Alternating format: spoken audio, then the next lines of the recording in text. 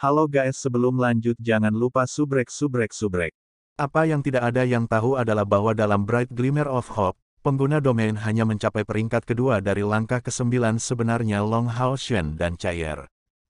Meskipun Chen Yinger dan Wang Yuanyuan memiliki domain mereka sendiri, mereka sebenarnya baru mencapai peringkat pertama dari langkah kultivasi ke-9. Wilayah mereka sendiri dipahami dalam proses meditasi mendalam selama lebih dari 4 tahun, yang dihasilkan secara ajaib. Tetapi di luar keajaiban itu, kekurangan dalam kultivasi mereka masih merupakan hal yang jelas. Jika tidak, Chen Yinger belum tentu kalah dari Li Zhengzi, atau setidaknya membuatnya tidak nyaman ke tingkat yang lebih besar. Karena Great Gathering Kuil bahkan tidak mengizinkan peralatan apapun, kekurangan Bright Glimmer of Hope menjadi lebih terlihat. Itu sebabnya Wang Yuanyuan mengambil pendekatan yang berbeda dari awal, dengan memilih untuk pergi ke jenis pertempuran lain. Dia berdiri tak bergerak, tetapi sebenarnya mempertahankan semua pikirannya dalam pertempuran, mencari lubang di strategi lawan untuk memberinya kemenangan dalam satu pukulan. Domain spasial yang kuat mulai memampatkan ruang tempat tinggal Wang Yuanyuan, retakan spasial tumbuh semakin banyak. Dari luar penghalang, tampak lebih dari ribuan celah spasial telah muncul di lapangan, tampaknya menghancurkan apapun dalam kontak mereka secara instan. Jadi, apa yang harus dilakukan? Tanggapan apa yang akan dipilih Wang Yuanyuan? Banyak penonton memiliki pertanyaan yang sama muncul di dalamnya. Akhirnya, celah spasial pertama membuat kontak dengan domain darah Wang Yuanyuan. Dengan suara mendesis, seperti es yang dicairkan oleh sepotong besi yang panas, domain darah Wang Yuanyuan menggelegak dengan hebat, dan retakan spasial itu segera menghilang. Tetapi dengan memperhatikan, orang akan melihat bahwa retakan spasial itu merobek sebagian energi darah yang dilepaskan oleh domain darah. Ini baru permulaan. Mengikuti yang pertama, bahkan lebih banyak lagi yang menuju Wang Yuanyuan. Suara desir terus bergema, satu demi satu retakan spasial menghilang dengan cepat setelah kontak dengan domain darah. Tapi jelas bahwa domain darah Wang Yuanyuan beriak hebat, kehilangan kekuatannya. Pihak lain menggunakan campuran sihir dan domain, sementara dia hanya terus bertahan secara pasif melalui domainnya. Kontrasnya agak jelas. Domain kedua pihak terus bentrok, di mana banyak penonton sudah menggelengkan kepala. Bahkan Li Zhengzi memiliki senyum yang muncul di wajahnya, bergumam keras, apakah gadis ini mencari celah? Bagaimana dia bisa menemukannya? Domain Old Yu memberinya gelar Master of Constant Changes. Tidak ada aturan baku sama sekali. Dia ingin mengandalkan kekuatan ledakan domainnya untuk membuat serangan mendadak, tetapi rasa sakitnya hanya akan semakin dalam. Dengan pemikiran untuk memiliki satu pembangkit tenaga listrik lagi dari kuil penyihir untuk melewatinya, Li Zhengzi mau tidak mau masuk ke suasana hati yang lebih baik dan lebih baik. Mungkin energi spiritualnya akan benar-benar terisi kembali sepenuhnya pada ronde berikutnya juga. Namun, karena penggunaan dua teknik domain yang hebat, memulihkan ke puncaknya saat itu akan sangat menantang. Waktu berlalu detik demi detik, di mana domain darah Wang Yuanyuan masih sangat kuat bahkan ketika menghadapi serangan yang menggabungkan domain spasial dan sihir, bertahan dengan gigih. Setidaknya beberapa ribu retakan sudah menghilang di depan domain darah. Chair menghela nafas ringan, saya khawatir Yuanyuan tidak akan bisa menemukan celah dalam serangan lawan. Penyihir ini sangat berhati-hati, lihat. Ketika menyerang melalui wilayahnya, dia benar-benar meluncurkan serangan yang sangat tidak teratur, bervariasi antara satu dan kawanan. Dan ketebalan retakan terus bertambah. Sekarang jika Yuanyuan melakukan pelanggaran, dia bahkan lebih mungkin untuk terjebak. Penyihir tua ini terlalu licik. Setelah menyadari apa rencana Yuanyuan, dia segera melakukan tindakan balasan. Jika ini berlangsung, Yuanyuan tidak akan bertahan lebih lama lagi. Haoshen menepuk tangan Chair, menyatakan, percayalah padanya. Yuanyuan tidak hanya keras kepala tetapi juga pintar. Karunia bawaannya mungkin yang terendah, tetapi dia masih mencapai kesuksesan yang luar biasa. Baginya untuk mendapatkan domainnya sendiri bahkan sebelum mencapai peringkat kedua dari langkah ke-9 menunjukkan kecerdasan dan kecerdasannya yang berlimpah. Memikirkan itu, Long Haoshen tidak bisa tidak mengingat guru sebelumnya Asuraye. Dia benar-benar sudah lama tidak bertemu dengannya. Siapa yang tahu kemana kuil ksatria telah mengirimnya? Long Haoshen sebelumnya bertanya kepada kakeknya, tetapi Long Tianying bahkan tidak mengeluarkan sepatah kata pun, hanya mengatakan kepadanya bahwa Ye Hua sedang menjalankan misi yang sangat penting. Jadi, Long Haoshuan belum menemukan kesempatan untuk memberi hormat kepada gurunya. Di lapangan, domain darah Wang Yuanyuan yang awalnya memanjang hingga 3 meter secara bertahap dikompresi menjadi diameter 1 meter, hampir tidak cukup untuk melindungi tubuhnya. Akui saja, gadis muda. Aku tidak ingin melukaimu. Suara penyihir tua itu bergema ke segala arah, serangannya melambat perlahan. Ini adalah pertemuan besar kuil, kompresi domain adalah hal yang sangat berbahaya. Jika terjadi kesalahan, nyawa Wang Yuanyuan bisa terancam. Tapi begitu domain lawannya melambat, dia akhirnya bergerak. Kecepatannya benar-benar luar biasa, semua penonton hanya melihat kilatan cahaya darah, saat dia secara tak terduga melewati gerbang spasial secara instan. Seluruh panggung segera dalam keadaan terkejut. Faktanya, retakan spasial ini adalah semua ketidakstabilan spasial yang diciptakan melalui sihir spasial, mencegah teleportasi apapun. Tidak hanya ruangnya yang sangat tidak stabil, tetapi lebih jauh lagi bisa runtuh kapan saja, semua celah spasial dipenuhi dengan kekuatan menelan yang sangat kuat. Menyerap hal-hal tidak lain adalah salah satu kekuatan terbesarnya. Melempar diri sendiri ke dalam sama saja dengan bunuh diri. Tapi siapa yang bisa berharap Wang Yuanyuan membuat pilihan seperti itu? Gadis ini terlalu keras kepala. Mungkinkah dia akan mempertaruhkan nyawanya sendiri daripada dikalahkan di tangan kuil penyihir? Lagi pula, berdasarkan aturan Great Gathering Kuil, membunuh lawan secara otomatis akan membuat dirinya tersingkir. Bahkan Li Zhengzi terlihat sangat terkejut saat melihat pemandangan ini. Tapi detik berikutnya, semua orang di sini menyadari kesalahan mereka sendiri. Dalam sekejap cahaya darah, Wang Yuanyuan sudah muncul di tempat lain. Saat ini juga, banyak celah spasial di sekitarnya mulai menjadi semakin kacau. Karena seluruh bidang dipenuhi retakan spasial sampai penuh, ketika Wang Yuanyuan menghilang, hanya kilatan merah yang tidak jelas terlihat di tengah-tengah mereka. Tetapi sesuatu yang tidak dapat dilihat oleh siapapun sedang terjadi pada saat itu. Retakan spasial mulai menghilang satu demi satu, secara bertahap mengungkapkan situasi di tengah lapangan. Kemudian pemandangan yang menakjubkan datang. Wang Yuanyuan dengan tenang berdiri di sana, telapak tangannya menekan kepala penyihir tua itu. Yang terakhir tidak menggunakan sihir lebih lanjut, hanya menatap Wang Yuanyuan dengan penuh ketidakpahaman. Bagaimana Anda mencapai itu? Penyihir tua itu bertanya, penuh dengan ketidakpahaman. Ini ada di dalam domain saya, dan dengan begitu banyak celah spasial di sekitarnya. Anda tidak mungkin menggunakan kemampuan teleportasi apapun.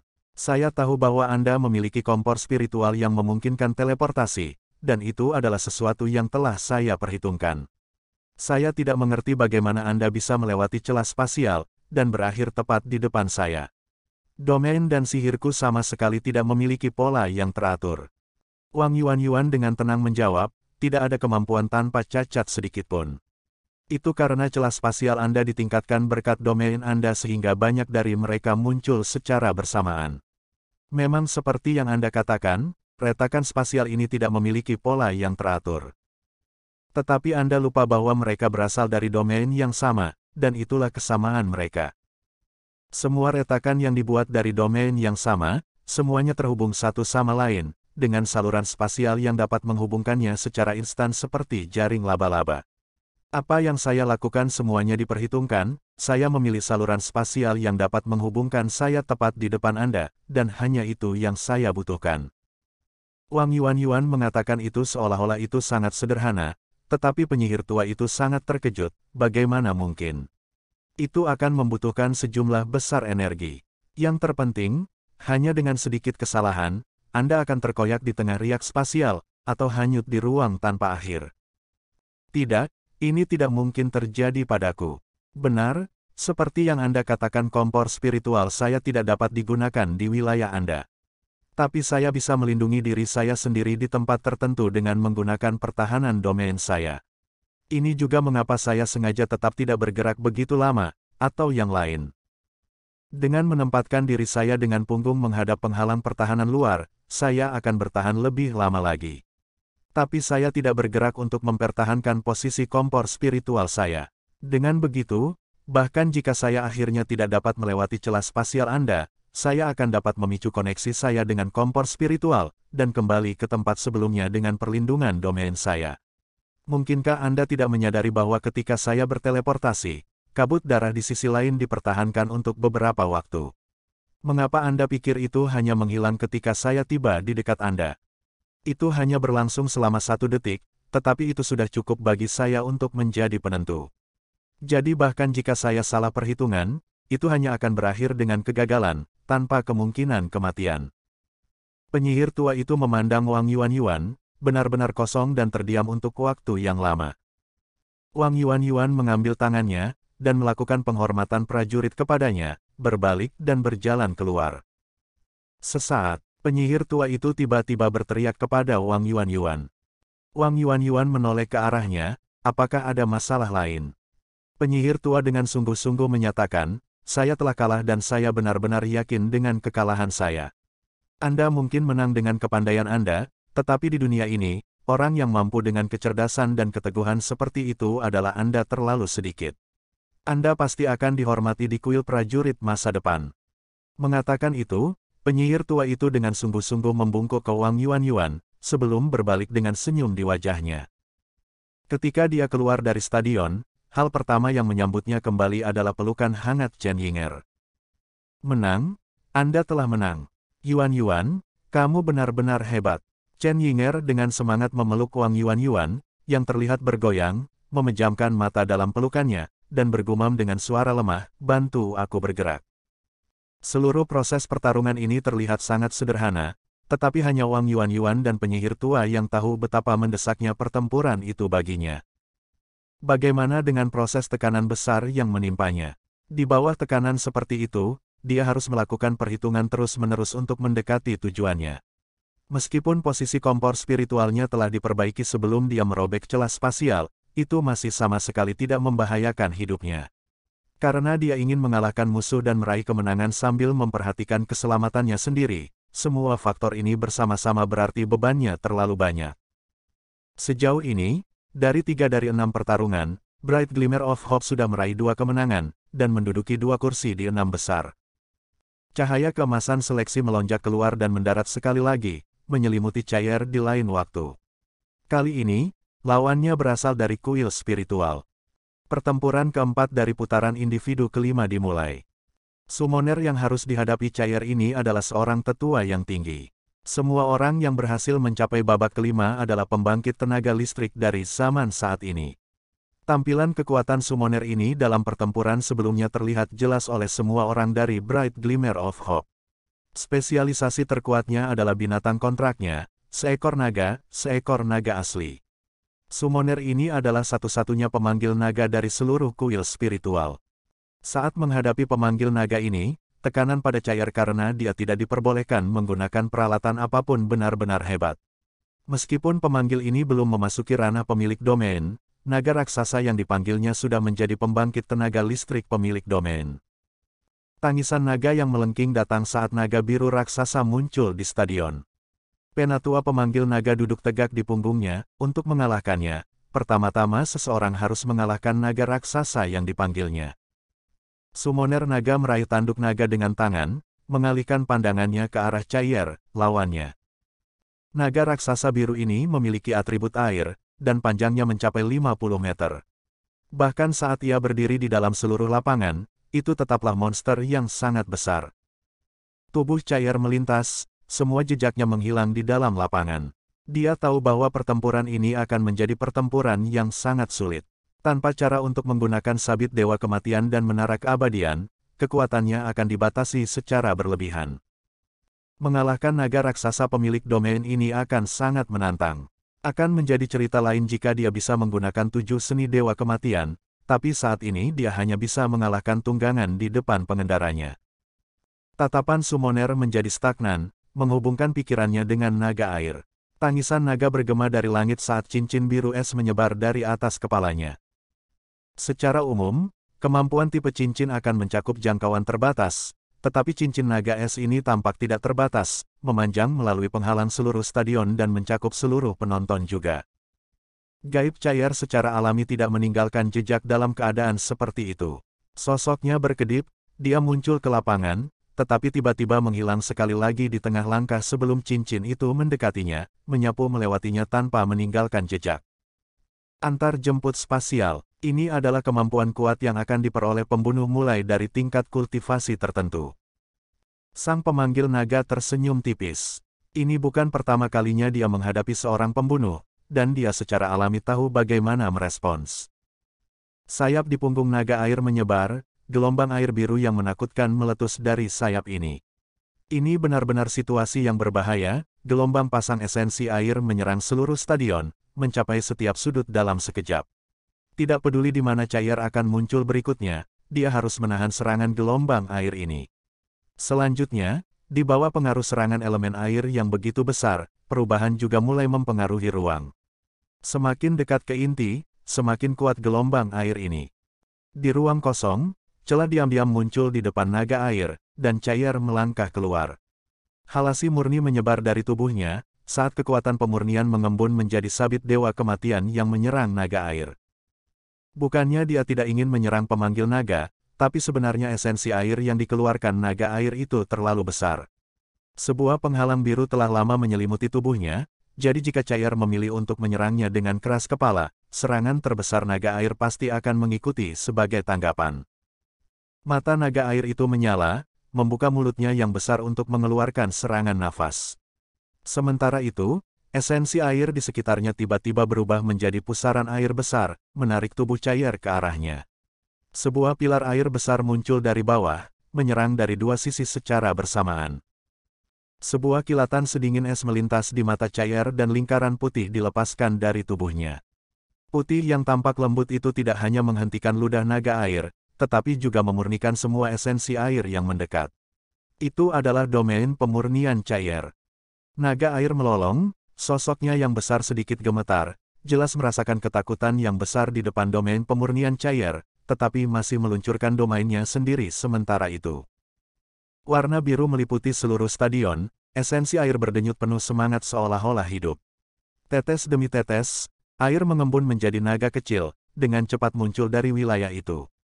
Melihat mereka tampak sangat nyata, semua menyerang cair. Tapi segala sesuatu di sekitar tubuh mereka tiba-tiba berubah menjadi ilusi, seolah-olah membentuk blokade air yang memisahkan naga dari cair. Ini adalah cara yang digunakan oleh pemanggil naga untuk membela diri, menggunakan sebagian dari kekuatan domain untuk bertahan. Bagaimanapun, cair adalah satu-satunya pembunuh yang tersisa di Great Gathering Coil, dan memiliki wilayahnya sendiri. Bagaimana jika kekuatan domain tiba-tiba ditutup? Kekuatan pemanggil naga adalah naga raksasa ini. Semua kemampuannya terkait dengan naga raksasa ini, keduanya saling melengkapi. Rohnya bersatu dengan naga air, memimpin yang terakhir dalam pertempuran. Tidak hanya meningkatkan aspek teknis naga air, tetapi juga menghubungkan energi spiritualnya dengan yang terakhir, hasilnya mendekati 300.000. Menghadapi serangan naga air mini, mata cair berbinar. Cahaya pemurnian seolah tak terbatas, menyebar melalui cahaya pemurnian dengan cepat. Sementara itu, dia mengangkat tangan kanannya, mengulurkan tangan ke depan. Tampaknya ada beberapa sikap keras kepala dalam penampilannya, serta harapan yang besar. Kelopak yang tersebar mulai menyusut, berkumpul di telapak tangannya. Dalam proses ini, lingkungan tubuh cair seperti pusaran air yang mengerikan.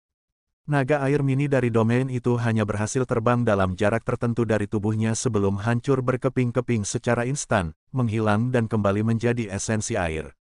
Namun, cahaya pemurnian di sekitar cair tidak menyebar lebih jauh, membuatnya tidak dapat mempengaruhi wilayah naga air. Pemandangan kelopak putih yang berkumpul dengan cepat itu indah. Cair melayang di udara, seperti abadi.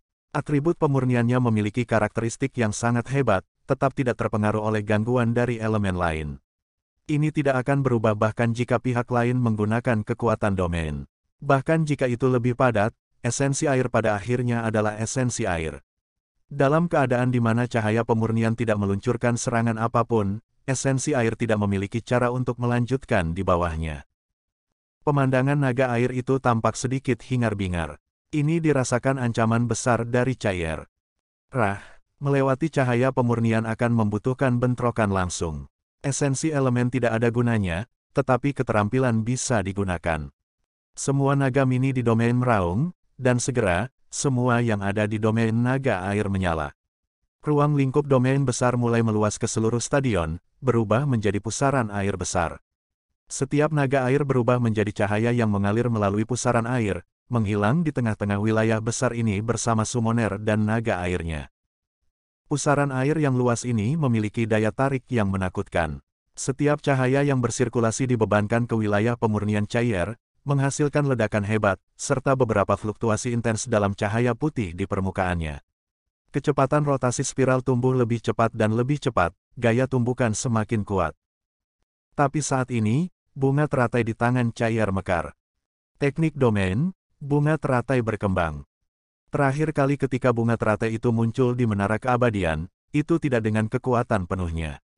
Tapi kali ini, cair mengerahkannya sepenuhnya tanpa berpikir dua kali. Ini adalah teknik domain cair yang dia tidak kendalikan sepenuhnya, serta serangan terkuat yang dia miliki tanpa sabit dewa kematian dan menara keabadian. Tapi apakah teknik domain ini cukup untuk mengalahkan naga air? Setelah bunga teratai berkembang keluar, kekuatan pemurnian dilepaskan, kemudian, perlahan muncul di atas kepala cair.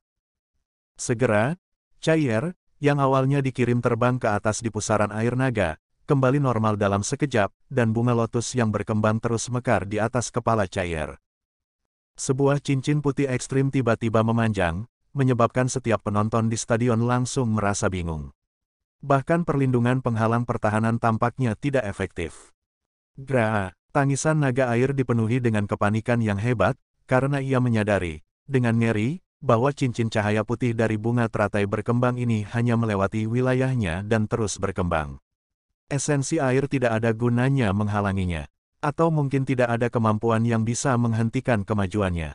Bahkan kekuatan jiwa naga yang sangat kuat sepertinya merembes keluar dari tubuhnya. Tidak salah lagi, ini adalah aspek paling menakutkan dari kekuatan pemurnian. Yang disucikan bukanlah tubuh, melainkan jiwa. Bunga teratai berkembang cair menghilangkan kekuatan jiwa, dan memiliki efek peningkatan yang ekstrim. Tidak peduli seberapa kuat Anda, jika jiwa Anda terluka, itu adalah kerusakan yang tidak dapat diperbaiki. Naga air tidak berani menyerang cair lebih jauh, dan mengontrak domain besarnya, mengubahnya menjadi penghalang berkilauan yang mengelilingi tubuhnya. Sementara itu, kedua tanduk naganya berkilat dengan warna biru es yang menggelegar, melindungi kepalanya sendiri. Pada saat itu, semua fokusnya tertuju pada membela jiwanya sendiri, serta jiwa pemanggil naga di kepalanya. Begitu kepadatan energi spiritual mencapai tingkat tertentu, tidak banyak yang bisa dilakukan lagi. Naga es merasakan bahwa domain pemurnian cair sebenarnya tidak benar-benar menekan atribut airnya sendiri, tetapi atribut undetnya. Jika itu adalah makhluk undet, bahkan jika itu 2 kali lebih kuat, bunga teratai yang berkembang itu akan menyebarkannya menjadi abu dalam sekejap. Tetapi karena jiwa atribut airnya tidak memiliki banyak aspek gelap, itu tidak dimurnikan terlalu keras. Kerusakan jiwa seseorang selalu merupakan hal yang sangat berbahaya. Itu harus bertahan melawan itu dengan cara apapun. Cincin cahaya putih bunga teratai yang berkembang akhirnya menyerang penghalang naga air.